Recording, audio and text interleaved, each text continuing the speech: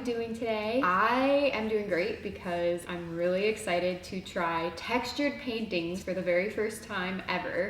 I have these fresh sets of canvas panels and wood panels, and yes, that does mean I'm going to be creating at least 2 different pieces of artwork in this video.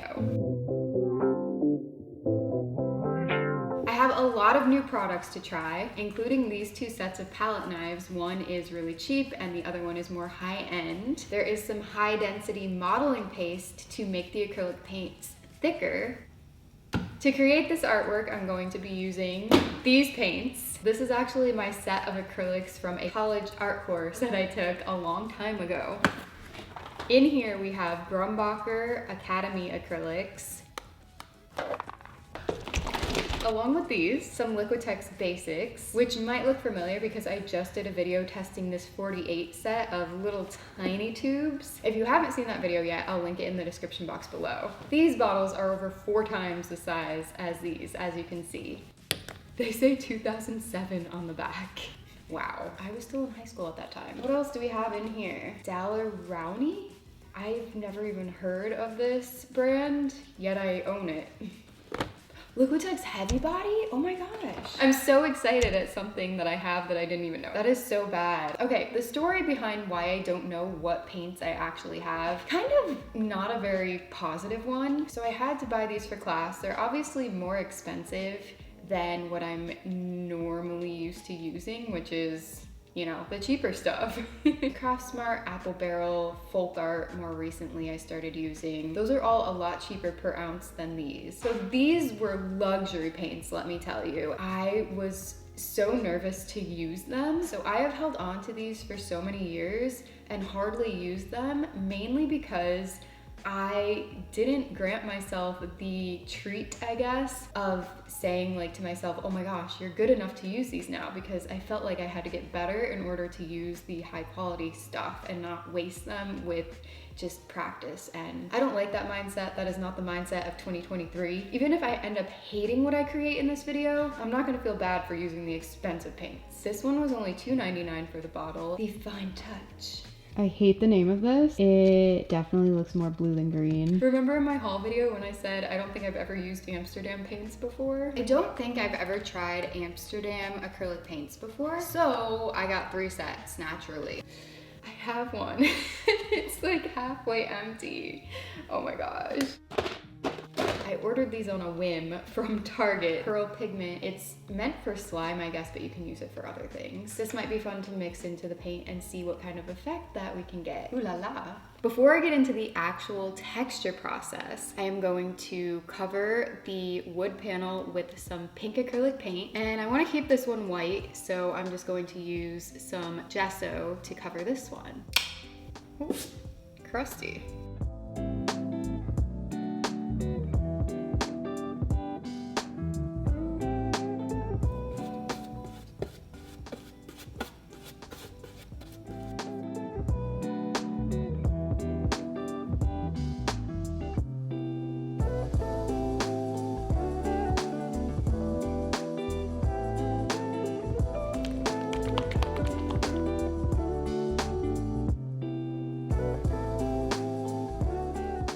Canvases are completely dry now. Actually, it says to let this dry for 24 hours, but I only let it dry for about 2. Still gonna roll with it. This is my mixing palette. I know it looks absolutely ridiculous. It's a lid to a storage container, and I'm just gonna use the inside in case the paint doesn't come off, but it should. Let's get into the cheap palette knives first.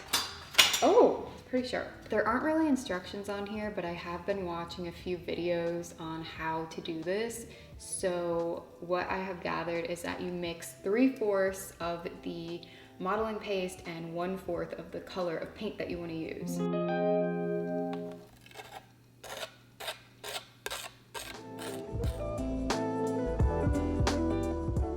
I have the first color mixed. It sounds kind of gritty. So it looks like a decent thickness, but not as thick as what I've seen other people do. I'm kind of curious about this Heavy Body. It's so old, the paper on it is starting to crack. Let's see how thick this is. Ew, it's got a big goop in it. They're a fairly similar consistency, but I feel like this one has gone bad or something. I just want to kind of get a feel for it. That did not make any shape. What in the world? I started off by applying a patch of texture to this corner here, and then I went ahead and mixed another color so I can use this darker color for the flower, the first flower. There is no shape to this at all, but I'm gonna carry on and just see what happens, which is not much, but here it is. Well, I tried and it is actually not as easy as it looks. In my defense, I think that my paint isn't thick enough, but I'm gonna see what happens to this overnight and see how it dries. Then tomorrow I will revisit and show you how I try to salvage this piece and try to, you know, make it a little bit interesting. Right now it kind of looks like a kindergartner made this flower. I mean, there are some talented kindergartners out there, but I'm not really happy with this.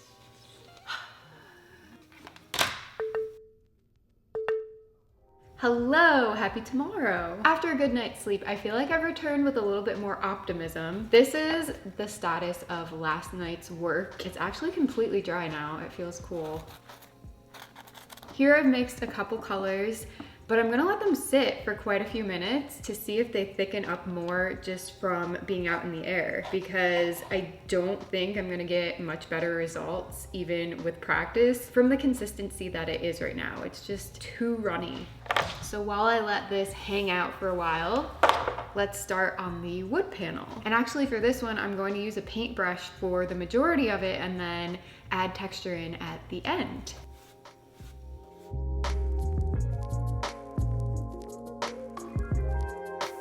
I started off with a pretty large paintbrush, and then I decided to switch over for the waves. Here I'm repping the Nerdy Crafter paintbrush. And with this, I'm going to apply some two-dimensional texture, meaning I'm painting a lighter blue over this to make it appear that it's moving and has light reflections hitting it. I'm definitely gonna add even more texture to the water later, but for now, I decided to move on to the gradient sunset. And I even feel like this paint is more enjoyable and maybe easier to blend. It doesn't seem to dry as quickly as the cheaper paints that I usually use. I'm happy with the tidal wave. I think it's coming along nicely. We're gonna put that aside for now, finish it in a little bit, because this texture paste has been sitting for about 3 hours now. It's actually getting thicker. If it doesn't work now, it's just me and I am not good at petals. Let's try this.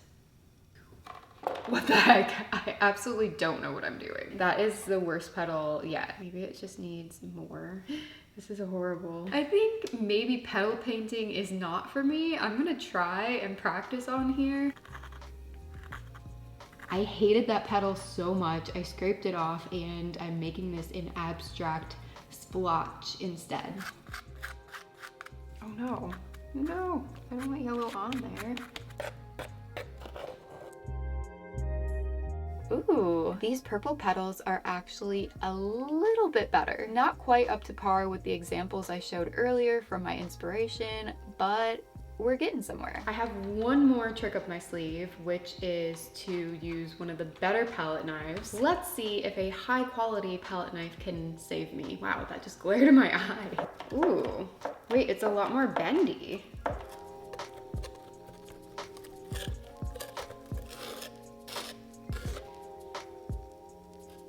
No. Why? Look at this. Even though I appear to be kind of disappointed, I'm going with the flow. So I did create another light purple flower here. And once an area is fully dry, you can go over it with more and build up the layer or add some detail like I did with the middle of the pink flower. I added that little yellow pop. I'm not gonna lie, the abstract splotches are so much more fun to create than the flower petals. I'm not saying that I'm not enjoying it, but I just don't think that I could personally have fun making a career out of doing this all the time. Day 3. There's still hope for this piece, but there's still work to do, so let's get to it. I give huge props to all the artists, including using Sheri Vegas and Amy Lockwood Art. Their pieces are so beautiful. I'm glad that I could draw inspiration from them and create a style similar but a little bit more my speed, I guess, so it's not as filled in. Now for some satisfying palette cleaning because I let it dry overnight.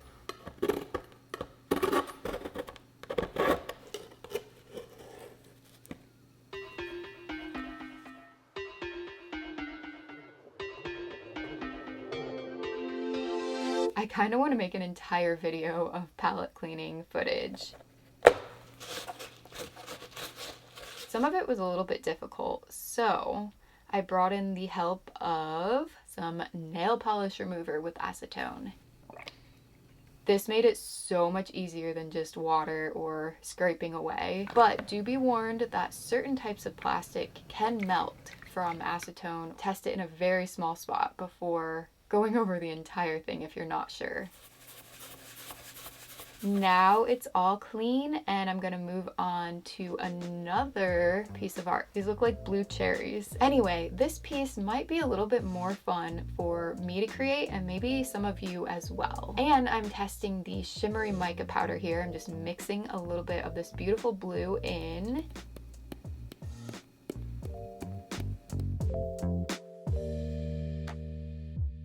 It does look a little bit more shimmery, which is cool.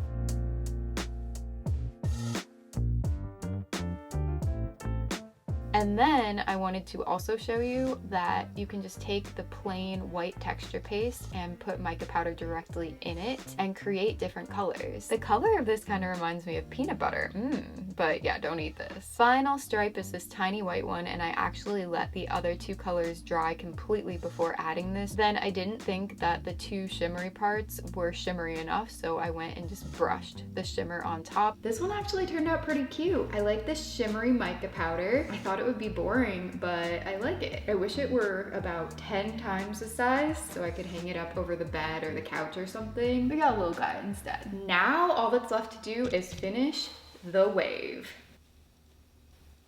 Wait, can you do a wave with the wave? I can't even do the wave without it. Out of all three pieces, this one was the one that I was most excited to create. I was most excited to go back to. So even though I wasn't fully satisfied with the flower method that I tried, I did learn that this style is more up my alley, I guess, and I enjoy making a full painting and adding texture as a bonus element and kind of doing the mixed media type thing where there are some parts that are flat and two-dimensional and then fizzle fizzle boom, you get some. That is the noise, you know, of the foam from the water. Anyway, adding this foam or these little bubbles to the water was so much fun, and I loved letting it dry for a little bit and then building up even more texture and doing the little streaks of this in the water at the bottom was probably the most fun, just going over that and being really free and painterly with it. I loved it. So this is your sign to try something new today, this week, this month, this year. Even if what you're trying doesn't turn out to be your style, it's okay because you'll end up developing a style and finding out what you enjoy more in the process. Speaking of different styles, I tried a reverse coloring book in the previous video. If you haven't seen that yet, I'll link it below. It was a lot of fun. Also, here is the completed flower painting from this video. I wanted to show it to you in its full glory because I think I left out something in the previous clip. Let me know in the comment section below which piece from this video is your absolute favorite.